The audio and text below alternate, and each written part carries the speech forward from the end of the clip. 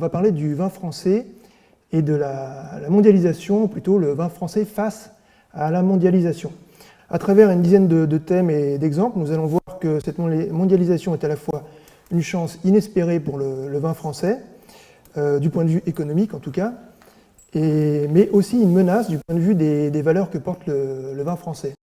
On trouve les premières traces de raisins fermentés dans des jarres en Arménie, en Grèce et en Géorgie.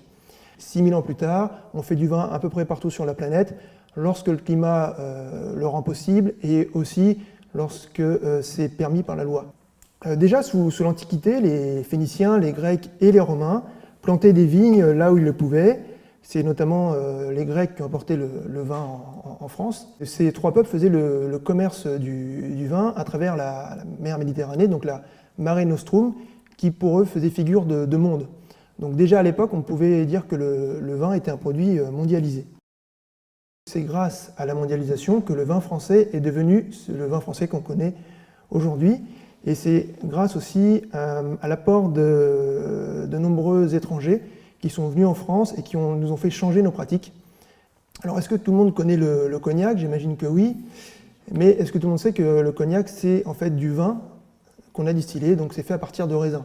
Aujourd'hui, le cognac exporte 98% de sa production. Ça veut dire que seuls 2% des bouteilles de cognac sont ouvertes en France. Donc, on peut dire que le cognac est en fait l'alcool français le plus mondialisé. C'est celui qui va le plus à l'export. Mais c'est aussi grâce à des étrangers que le cognac est devenu le cognac. On retrouve les premières traces d'expédition d'eau-de-vie de cognac hors de nos frontières dès 1610. Antérieurement, avant que le cognac ne devienne le cognac, le vin était distillé une première fois et il était envoyé sous cette forme par bateau en Hollande. Et là-bas, ils le coupaient avec de l'eau et ils le consommaient. Les Hollandais se sont rendus compte que en fait, c'était beaucoup moins cher d'apporter leurs alambics dans le cognacet, de distiller sur place et ensuite d'exporter vers la Hollande. Avant, ils exportaient le vin en Hollande où, grâce à leurs alambics, en fait, ils le transformaient en brandy. Donc, on peut dire que c'est les Hollandais qui, pour la première fois, ont créé le cognac, enfin, le brandy. Plus près de nous et plus près du vin aussi, le champagne est devenu le champagne grâce aux Allemands. Donc c'est assez peu connu, mais jusqu'au XIXe siècle, en fait, le champagne était resté un vin très franco-français. C'est surtout sous l'Empire qu'il a commencé à vraiment acquérir sa renommée, parce que, bon, c'est peut-être une légende, hein, mais en tout cas, elle est tenace. Partout où Napoléon allait, donc en Allemagne, en Italie, en Autriche, en Hongrie, en Pologne ou en Russie, il emportait du champagne dans ses bagages, et lorsqu'il avait des victoires, qui étaient nombreuses, il célébrait ses victoires avec du champagne. C'est aussi pour ça que le champagne a été associé à la fête. Et l'empereur aurait même dit « Je ne peux vivre sans champagne, en cas de victoire je le mérite, en cas de défaite j'en ai besoin ». Voilà, il y avait toujours une bonne raison de boire du champagne. Alors lorsque l'Empire a reflué, Napoléon a été vaincu, certains Allemands qui ont été donc français pendant quelques années sont venus s'installer en Champagne, emportant avec eux leur grande connaissance technique de l'effervescence. Donc ce fut par exemple le cas des Bollinger, des Mumm, des Krug, c'est peut-être des noms que vous connaissez, c'est toujours des grandes maisons de champagne. Alors l'action de ces Allemands, qui très vite devinrent français, eut pour conséquence de rationaliser, de sécuriser et d'industrialiser la production de champagne. Donc en fait les champenois sont mis à faire des vins de meilleure qualité, avec une production plus importante, donc ils se sont mis à exporter, tout simplement. Et c'est grâce à ces Allemands. Ils ont commencé à conquérir le marché des têtes couronnées, donc ils sont allés voir plus particulièrement les tsars de Russie, les princes allemands, les rois d'Europe du Nord et bien sûr la reine Victoria d'Angleterre. C'est ainsi que le champagne débuta sa riche carrière à l'international. Certaines marques conquirent même des marchés en particulier. Par exemple, l'ADN de la maison Bollinger, c'est la Grande-Bretagne. Et ils sortent même évidemment des cuvées spéciales à chaque film. Donc ça, c'est pour le dernier James Bond en date qui était Spectre. Donc évidemment, ils font un packaging et ça coûte beaucoup plus cher. Il y a aussi les champagnes Charles Heidsieck, donc ils sont un peu moins connus quand même. Et en fait, le fondateur qui s'appelait Charles Heidsieck est allé aux États-Unis pour vendre son champagne. Et il est devenu un personnage, quasiment un personnage de fiction qu'on appelait Champagne Charlie. Et apparemment, il y a même eu un film avec Hugh Grant sur lui. Donc signe que quand même Champagne Charlie était beaucoup plus connu, et toujours beaucoup plus connu dans le monde anglo-saxon qu'en France. Voilà comment le champagne est donc devenu un vin mondialisé, et aujourd'hui d'ailleurs le champagne exporte 50% de sa production hors de nos frontières. Encore plus incongru, et peut-être moins connu, je ne sais pas, le Bordeaux est devenu le Bordeaux grâce aux Anglais. Dès le XIIIe siècle, alors que l'Aquitaine était une possession du roi d'Angleterre, les vins de Bordeaux étaient expédiés outre-Manche. En fait, on en buvait très peu dans ce qui allait devenir la France. À partir du XVIIe siècle, ça a commencé à changer parce que des négociants anglais, flamands, allemands, russes ou irlandais sont venus s'installer à Bordeaux. Mais ce sont encore les Anglais, encore eux, donc, qui ont, pour une grande part, inventé le Bordeaux tel que nous le buvons aujourd'hui. C'est-à-dire avec du corps, un élevage en fût de chêne et une couleur rouge sombre. Parce que c'est pour plaire en fait à la noblesse anglaise que les vignerons du Bordelais se sont mis à faire du vin tel que nous le connaissons aujourd'hui. Donc voilà pour un petit historique, pour vous montrer que la mondialisation et le vin, c'est une longue histoire.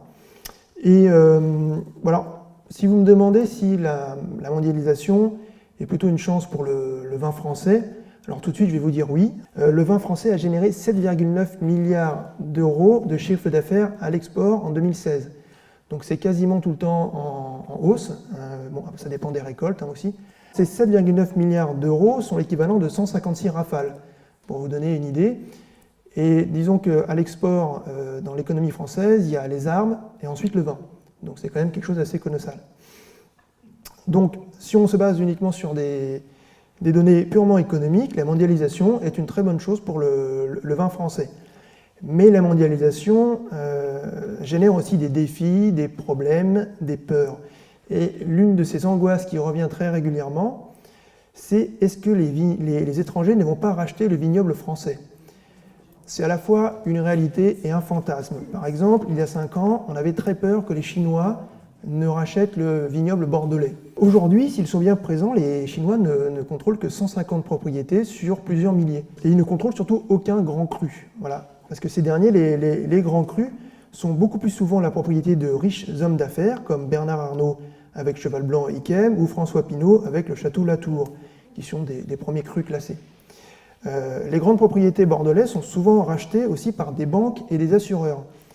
Donc cet été, le réassureur Score a par exemple racheté le château bordelais Trollon-Mondot pour la somme de 220 millions d'euros. Alors ça paraît énorme, mais c'est exactement le même prix qu'a payé le PSG pour acheter son footballeur Neymar. Donc ça permet de mettre les choses en perspective. D'un côté, une centaine d'hectares, de l'autre, un bonhomme qui court. Voilà. Pour le moment, les étrangers ne sont pas du tout en passe de racheter le vignoble, mais ça pourrait venir.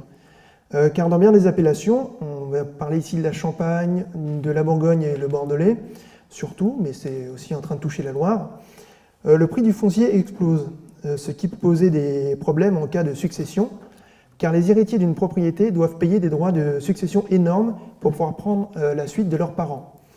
Le plus souvent parce que les droits de succession sont trop élevés, parce que la famille ne s'entend pas ou parce que l'attrait d'un gros chèque est trop fort, ces familles vendent. Et là, ce sont des grands investisseurs, souvent étrangers, qui rachètent les domaines.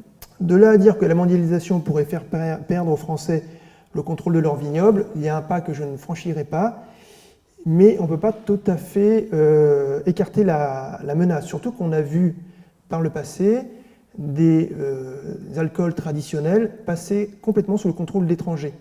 C'est par exemple arrivé au whisky écossais. Il appartient pour une grosse part à 2 groupes internationaux, donc le groupe anglo-néerlandais Diageo et un groupe français, le groupe Pernod Ricard, qui possède par exemple les whiskies Chivas, Ballantines ou Aberlour. Autre vin et spiritueux traditionnel, mais fait à partir de raisins cette fois-ci, c'est même vraiment du vin, le Porto. Donc ça, je pense que c'est encore moins connu, mais en fait, la marque de Porto la plus connue en France, Porto Cruz, est détenue par le groupe français La Martiniquaise. La maison haut de gamme Ramos Pinto est détenue par le groupe Roderer, que vous connaissez peut-être pour le champagne aussi. En gros, le Porto n'appartient presque plus aux Portugais. Donc ça pourrait peut-être arriver un jour au vin français, c'est possible, mais ce n'est pas encore le cas. La mondialisation fait que c'est surtout les Français qui vont à l'étranger pour acheter des vignobles. Bernard Arnault, Il possède une pléthore de marques de vin en France. Et donc il achète des marques, des hectares de vignes et des domaines à l'étranger. Donc sa marque Chandon produit ainsi des vins effervescents en Australie, au Brésil, en Californie et même en Chine. Donc il produit des dizaines de millions de bouteilles qui viennent concurrencer les créments et même le champagne à l'international et aussi sur le marché français. Donc c'est un peu le serpent qui se mord la queue. En fait, il a à la fois les marques internationales et les marques françaises. On peut aussi prendre des exemples de plus petites propriétés qui vont à l'international et qui achètent des domaines. Donc par exemple les Drouin, c'est une famille de grands négociants bourguignons. Ils se sont installés en Oregon, aux États-Unis. Le champagne Henriot aussi, ils ont acheté un domaine en Oregon. Et plus fort, ils ont acheté le domaine qu'a créé Robert Parker. Bon voilà, on pourrait faire des dizaines, voire des centaines d'exemples sur ça. Bonne nouvelle, j'en ai parlé tout à l'heure, le marché français reste quasiment impénétrable pour les marques de vin étrangères. Entre 2 et 5% selon les sources des ventes de vin en France sont des vins étrangers. Donc c'est vraiment très peu. Certains cavistes proposent bien des vins étrangers de qualité, mais en grande surface, c'est une autre histoire. Pour vous montrer combien il est difficile pour une marque étrangère de s'implanter en France, je vais vous parler d'une grande marque étrangère qui s'appelle Gallo Wines. Alors Gallo, c'est une marque américaine. Pour vous donner une idée, c'est 90 millions de caisses de 12 produits par an oui, ce qui fait 3 millions de bouteilles par jour. Donc ils produisent 3 millions de bouteilles par jour aux États-Unis. Alors, persuadés que la France serait un marché porteur, ils sont venus s'installer ici en 1998, ils ont embauché 25 personnes, ils se sont très vite rendus compte qu'ils n'avaient pas dépassé un plafond de verre de 2 millions de bouteilles vendues par an, et en fait, ils ne sont pas rentrés dans leurs frais, donc en 2004, ils ont viré tout le monde, et depuis, ils cherchent toujours à rentrer sur le marché français et à y imposer ces marques qui marchent partout ailleurs. Alors, Édouard Béjot, qui dirige aujourd'hui Gallo France, m'a expliqué que les vins de Gallo sont perdus dans le rayon vin étranger ou vin du monde. Donc, à côté des vins californiens, il va y avoir du vin espagnol, du vin italien. Et du coup, les consommateurs, quand ils vont dans le rayon, ils ne savent pas du tout où chercher, ils sont complètement perdus. Il y a une autre astuce, à cause ou grâce à la loi E20, consommer avec modération. Donc cette loi restreint très fortement les possibilités des producteurs d'alcool, donc le vin, mais aussi tous les autres vins spiritueux, bières, etc., de faire de la publicité. Alors les vignerons sont vent debout contre cette loi qu'ils trouvent injuste, car pour eux, il n'est pas normal que le vin, qui est un produit culturel, ait les mêmes restrictions que la bière ou la vodka. Bon, chacun se fera son avis. Et pourtant, c'est cette même loi qui, en empêchant les grands groupes internationaux de faire de la publicité à outrance, les protège. Donc pour reprendre l'exemple de Gallo Wines, dans des pays où la loi E20 n'existe pas, il peut faire de la publicité comme bon leur semble et mis sur des packaging tendances qui évoquent le surf, qui sont flatteurs pour recruter, c'est leur façon de parler, des jeunes notamment. Alors jusqu'à présent, on a vu que la mondialisation était plutôt une bonne chose pour le vin français. Donc le vin français exporte, les Français rachètent des domaines, et en plus, les vins étrangers ont du mal à venir s'implanter en France. Mais il y a aussi un revers de la médaille, évidemment. Donc le premier problème avec la mondialisation, là on va un peu parler consommation, c'est que les Français ont de plus en plus de mal à boire leur propre vin. Nos crus les plus prestigieux, les grands Bordeaux, les grands Bourgognes, échappent de plus en plus à la consommation française pour être bu par des étrangers. Alors il ne s'agit pas ici d'être bêtement chauvin, c'est juste un constat. Ces vins sont de plus en plus chers. Les Français moyens ne peuvent plus s'en acheter. Par exemple, mon grand-père avait une allocation, c'est-à-dire qu'il achetait en primeur du vin de Causse d'Estournel. Donc ça lui coûtait une bouteille une dizaine de francs. Aujourd'hui, la même bouteille lui coûte 200 €. Aujourd'hui, il ne suffit plus d'être aisé pour se payer des bouteilles de Latour, Cheval Blanc ou aussi en Bourgogne, c'est en train d'arriver d'Armand-Rousseau. Il faut être riche. Et la mondialisation a eu pour effet de faire grimper les prix du vin, car il y a désormais dans le monde de plus en plus de riches qui peuvent se payer des bouteilles de grands crus, tandis que l'offre reste à peu près la même, c'est-à-dire qu'un domaine qui produit 100 000 bouteilles ne pourra pas en produire 200 000 demain. Alors, qui peut en France aujourd'hui se payer une bouteille de 1 600 €? Bon, il y en a certains qui peuvent, mais le veulent-ils vraiment? Les riches étrangers, eux, ils le peuvent et ils le veulent bien. Donc une des conséquences de la mondialisation pour le vin français, c'est bien que les grands crus, notamment du Bordelais, mais ça touche aussi désormais les Bourgognes, ne sont plus bu en France par des Français. Alors, plus grave, bon, ça reste du vin, donc c'est jamais très grave, mais parfois certains vins ne sont plus bu du tout, car ils deviennent des objets de spéculation. Donc de plus en plus souvent, les grands crus sont achetés non plus pour être bu, mais pour être thésaurisés. On attend que leur valeur gustative et financière atteigne un pic, et on revend le vin à ce moment-là. Dans le meilleur des cas, parce que des fois c'est comme les actions, c'est-à-dire que ça monte, ça descend. C'est comme la bourse. Donc de véritables fonds d'investissement ont été créés autour de ces bouteilles. On y trouve des dizaines de milliers de flacons de Romanée Conti, Pétrus et autres moutons Rothschild. Et dans ce cas, le vin devient une simple valeur d'échange, au même titre que l'or ou les actions. Parfois, les bouteilles dorment des années dans des fonds d'investissement, souvent à Genève ou à Londres.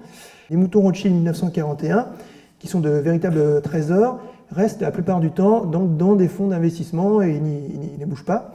Mais parfois, ils font aussi le tour du monde. Donc, ils peuvent faire potentiellement des dizaines de milliers de kilomètres au cours d'une carrière qui peut durer plusieurs dizaines d'années, voire des siècles, mais sans que ça ne soit jamais débouché ni bu. Mais alors, c'est un peu le pire destin qu'on peut leur souhaiter, parce que, après tout, la véritable vocation d'une bouteille de Bordeaux, c'est d'être dégustée entre amis, que ce soit à Paris, Pékin, Zanzibar ou ailleurs. Souvent, quand ces bouteilles sont finalement ouvertes, parce qu'un riche chinois, par exemple, a mis sur le tapis plusieurs dizaines de milliers d'euros, voire plus, pour les acheter, en fait, elles sont complètement imbuvables, elles sont flinguées, parce que pendant leur voyage, elles sont passées du chaud au froid, de l'humidité au sec, de l'ombre à la lumière, selon qu'elles étaient transportées en avion, en bateau. Maintenant, il ne faut pas dresser un tableau apocalyptique, c'est-à-dire que de plus en plus la filière fait des efforts et il y a des possibilités de transporter les grands crus dans des conteneurs sécurisés avec de l'hygrométrie contrôlée, etc., avec des puces qui suivent tout, mais bon, ça coûte cher. Enfin, une des conséquences de la mondialisation, donc qui entraîne une hausse des prix et de la spéculation, c'est que le nombre de fausses bouteilles ne cesse d'augmenter. Donc quand on achète un de ces grands crus, un de ces vieux grands crus, en fait on n'est jamais sûr que ce soit un vrai. Il y a des moyens d'acheter des vins en toute sécurité, c'est les acheter directement au château. Autre conséquence de la mondialisation, c'est que la concurrence se renforce. C'est-à-dire que les autres pays ne restent pas à nous regarder les bras croisés en disant c'est formidable ce que font les Français, ils essaient de nous dépasser forcément. Pendant longtemps, la France était le premier pays producteur de vin au monde. Or, depuis les années 2010, on a connu des millésimes chaotiques avec du grêle, du gel, il a fait très froid, très chaud, ou au contraire, il a beaucoup plu. Il y a de moins en moins de bouteilles disponibles parce que la production baisse. Autre chose, la superficie du vignoble français est de à peu près 835 000 hectares. C'est pas mal, c'est une taille qui augmente chaque année, mais à la marge. Pourquoi ? Parce qu'en France, la place n'est pas extensible. En fait, la vigne, c'est seulement 4% de la surface agricole. Donc c'est tout petit. Autre frein au développement de la vigne, il faut une autorisation appelée droit de plantation pour planter. L'idée est d'éviter la surproduction et de contrôler un peu la production, justement. Donc ces droits de plantation, il faut demander à l'Europe pour pouvoir les augmenter, mais c'est pas énorme. Voilà. La France avait produit en 2016 45 millions d'hectolitres de vin. C'était déjà en baisse. Cette année, en 2017, avec tous les aléas climatiques, ça va encore baisser. Si la France est toujours le premier pays producteur en valeur, car nos vins se vendent cher, elle est désormais dépassée par l'Italie et l'Espagne. Donc en fait, elle est passée au 3e rang mondial en termes de production. Bon, alors c'est pas un drame en soi. Le problème, c'est que dans les autres pays du monde, on plante de plus en plus de vignes. La Chine est désormais presque à égalité en termes de surface viticole que nous. En 2015, elle en était à 800 000 hectares. Donc je n'ai pas les chiffres les plus récents, mais je pense qu'elle doit être à peu près à égalité maintenant avec la France. Et là-bas, les superficies dans le Tourny, par exemple, dans la province du Ningxia, je connais un domaine qui s'appelle Olansoul, qui est entièrement cultivé en bio. Il fait 6700 hectares. Donc pour vous donner une idée, c'est 670 fois la taille moyenne d'une exploitation en France. Et ça, c'est pas un domaine énorme. Hein. Là-bas, il y a des coopératives qui font 20 000 hectares. Dans certains autres pays, ils n'ont pas vraiment de contraintes finalement pour planter la vigne. Donc du coup, ils plantent. Et un des risques de la mondialisation, c'est que le vin français, ou la production française, deviennent marginales. Un des problèmes aussi de la mondialisation, le réchauffement climatique. Parce que si on en croit les climatologues, c'est une des conséquences de la mondialisation. La mondialisation des échanges entraîne le développement du transport par camion ou avion, qui produit des gaz à effet de serre. Bref, quelles qu'en soient les causes, les vignerons ont bien conscience du réchauffement climatique. Par exemple, j'ai récemment interviewé un vigneron alsacien qui s'appelle Jean-Michel Deiss, qui fait un très bon vin par ailleurs, en Alsace, et il m'a dit que depuis les années 1970, en Alsace, la date des vendanges avait été avancée d'1 mois. C'est-à-dire qu'on faisait les vendanges plutôt vers novembre, maintenant on fait plutôt début septembre. Voire comme en 2003, on fait les vendanges en août. Voilà. Donc ça, où qu'on aille en France, les vignerons vous diront la même chose, les dates des vendanges ont avancé d'1 mois. Alors qu'on attend plus longtemps que le raisin soit plus mûr. Il existe de par le monde des centaines, voire des milliers de types de vignes différentes qu'on appelle les cépages.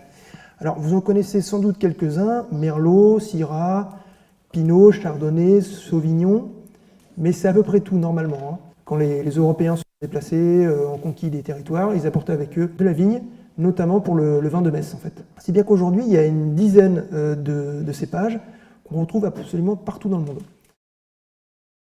Donc par exemple, on peut retrouver du pinot noir aujourd'hui, donc en Bourgogne bien sûr, mais on en trouve aussi dans le Languedoc, on va en trouver en Oregon, au Chili, en Afrique du Sud, en Australie, en fait on en trouve partout. Le problème, parce qu'il y a quand même un problème, c'est que du coup le vin a tendance à se standardiser, c'est-à-dire qu'on retrouve un peu partout toujours le même goût du vin. Et en France aussi, il y a eu un appauvrissement des cépages. Après la Seconde Guerre mondiale, on a trop souvent mis de côté les cépages traditionnels parce qu'ils étaient jugés pas assez productifs. Parce qu'après la Seconde Guerre mondiale, il fallait produire. Face à cette standardisation du vin, il y a un contre-mouvement, notamment en France, celui des cépages oubliés. Donc des petits vignerons, mais aussi des grosses structures, font tout pour réhabiliter ces cépages, empêcher qu'ils ne disparaissent. Dans le sud-ouest, la coopérative de Plémont a même créé un conservatoire pour recueillir et tester ces cépages autochtones qui étaient en train de disparaître. Et ce conservatoire a même été reconnu comme monument historique. Ils se servent en fait de ces cépages oubliés pour faire en sorte que leurs vignes résistent justement au réchauffement climatique. Donc par exemple, s'ils se rendent compte que le Cabernet Sauvignon ne résiste plus, ils vont le remplacer par un de ces cépages. La mondialisation a aussi permis de sauver des vignobles de l'anéantissement complet. À partir de 1850, un petit insecte baptisé le phylloxéra a débarqué des États-Unis sur le sol français. Et cette jolie bête, en fait, s'attaque aux racines de la vigne. Donc très rapidement, la vigne dépérit et meurt. Le problème, c'est qu'en 1870, on n'avait absolument aucun remède contre le phylloxéra. Et aussi bizarre que ça paraisse, je ne me l'explique pas moi-même, on n'en a toujours pas.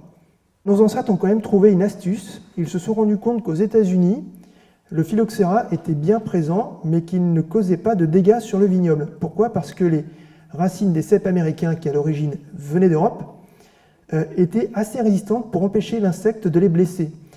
Donc ils ont eu l'idée de greffer des vignes françaises sur des porte-greffes, donc des bulbes américains. Donc en fait, la mondialisation a apporté le fléau du phylloxéra, mais on a aussi été la solution. Autre anecdote sur un cépage, le cépage Carménère. À la fin du XIXe siècle, il n'existait plus en France. En 1994, un ampélographe, donc un spécialiste des cépages, qui s'appelle Jean-Michel Boursicot, on a retrouvé au Chili. C'était des colons qui étaient allés au Chili, qui l'avaient apporté pour faire le vin de messe, et qui pensaient que c'était du merlot. En fait, le Carménère est devenu le cépage national du Chili. Un des grands problèmes de la mondialisation, en tout cas, c'est ce que je pense, c'est qu'elle entraîne une standardisation du goût et une perte d'identité des vins. Car les gros producteurs français et étrangers, qui sont attirés par l'international, veulent produire des vins qui vont plaire à tout le monde, qui vont plaire au plus grand nombre, donc des vins consensuels. Cette uniformisation des vins a connu une phase particulièrement critique dans les années 1980, 1990 et 2000, surtout à Bordeaux, où les producteurs se sont mis tout d'un coup à craindre les notes sur 100 que pouvait leur donner le critique basé à Baltimore, Robert Parker. Ces propriétés bordelaises se sont donc payées des services d'œnologues afin qu'ils élaborent des vins qui plairaient à Robert Parker afin d'avoir de bonnes notes Alors, le plus influent de ces œnologues était et est toujours Michel Rolland. Il a donc conseillé des dizaines de châteaux bordelais, puis des dizaines de propriétés à travers la France et le monde, qui elles aussi voulaient obtenir de bonnes notes de la part de Robert Parker. Finalement, le style de vin qu'aimaient Robert Parker et Michel Rolland s'est répandu à travers le monde, et on a commencé à trouver des vins parkérisés en Californie, à Bordeaux, en Toscane, au Chili, enfin partout en fait. Bien sûr, quand on va trop loin dans un sens, il y a toujours un mouvement de balancier, et même eux se sont rendus compte peut-être qu'ils étaient allés un peu trop loin. Et maintenant, on va plus vers des vins moins démonstratifs, un peu plus digestes, mais leur influence reste quand même très grande. Est-ce que commercialement, le vin français pourra résister à la force de frappe des autres pays où le vin est standardisé, où les rendements sont très forts, la production en hausse, l'utilisation des pesticides encore plus facile et les salaires plus bas? Si la France veut porter le fer sur le marché des vins peu chers, c'est-à-dire à moins de 5 €, c'est perdu d'avance. C'est un peu comme pour le marché du travail, on trouvera toujours quelqu'un ailleurs qui fera votre job pour moins cher. Ou alors, pour le dumping fiscal, on trouvera toujours des pays qui vont moins vous taxer. Si la France veut concurrencer les autres pays avec du vin industriel ou sans âme, elle perdra des parts de marché. Par contre, si elle continue à faire des vins de terroir, elle résistera, parce que le terroir ne se délocalise pas. Il n'y a qu'une seule Romanée-Conti, il n'y a qu'un seul Pétrus, on les trouve nulle part ailleurs. Alors, il faut donc faire des vins qui expriment le lieu, qui ont leur propre spécificité, des aspérités qui ne sont pas standardisées, mais c'est plus compliqué. Je vais encore parler de Gallo Wines. Son souci premier est de produire des vins qui plairont aux Américains, et comme ils vont beaucoup à l'export, aussi à l'international. Alors, ils ont une approche complètement différente de la nôtre. Chez nous, en France, dans la plupart des cas, un vigneron va faire son vin, le vin qu'il aime, et si possible, le vin qui reflète son terroir. Après, il va essayer de nous convaincre, nous, d'aimer son vin. Chez Gallo, c'est tout le contraire. On fait des études, des tests, des sondages pour connaître les attentes des consommateurs, et on façonne un vin qui y répondra. Donc, dans le cas des Américains, ce seront des vins dotés d'une forte sucrosité, des vins puissants, qui épatent, qui explosent en bouche toujours, mais au final, qui n'apportent pas grand-chose. Alors, de France, ces vins peuvent paraître manquer de subtilité, mais pour des palais moins éduqués, ou pour des jeunes qui n'ont jamais vraiment bu de vin, qui sont habitués aux boissons sucrées, ou à la vodka, etc., c'est une bonne porte d'entrée. Hein. D'ailleurs, souvent, ces jeunes, ils commencent par des vins comme ça, et après, ils vont sur des vins français un peu plus subtils. Donc, il faudra faire attention dans l'avenir que ces vins industriels produits souvent à l'étranger, mais aussi en France, ne viennent pas reléguer les vins de terroir au rang de reliques. Donc, je persiste, la France doit poursuivre sur la voie des vins reflétant le terroir, sans pour autant oublier d'expliquer ces produits et de les rendre accessibles au plus grand nombre. D'ailleurs, dans les pays du Nouveau Monde, il faut faire attention, parce qu'à côté d'une viticulture industrielle se développent des vins d'auteur. Donc on cherche partout à mieux connaître le terroir et à y adapter les bons cépages. J'ai récemment dégusté une gamme de vins chiliens qui fait Gato Negro, donc ça c'est un vin chilien qu'on trouve en supermarché. Bon voilà, c'est un vin un peu standardisé, mais ils font aussi des vins très qualitatifs. Pour finir, je vais parler du bio, parce que je pense que c'est une chance pour le vin français. Alors, il faut en finir avec les pesticides. Vous ne le savez peut-être pas, mais la vigne en France représente 4% de la surface agricole, j'ai déjà dit, mais utilise 20% des pesticides. Alors, je ne vais pas vous parler des conséquences sur l'environnement, sur la santé des travailleurs et la santé des gens qui habitent près des vignes. Mais rien que sur le plan commercial, continuer sur la voie des pesticides est suicidaire.